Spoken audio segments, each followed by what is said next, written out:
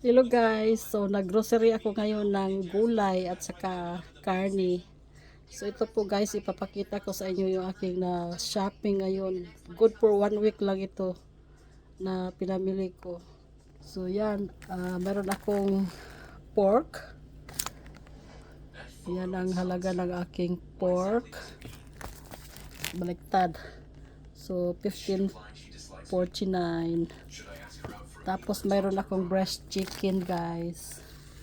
So yan, $35 yan guys. Baliktad lang. Tapos mayroon akong durian, nakabili ako. Hinog na po yung durian. Tapos mayroon akong green bean, tsaka pitsay ulit.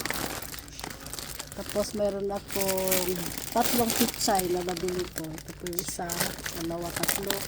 Tapos meron akong watermelon, dalawa, panghibagas pagkatapos ng hapunan. At saka meron akong steam banana. Yan, pang snacks ko. Tapos meron akong ginger guys. Tapos meron akong banana. Yan. So, yan lang ang napamili ko guys. $160 na ito lahat guys. Okay guys, thank you for watching. Bye bye.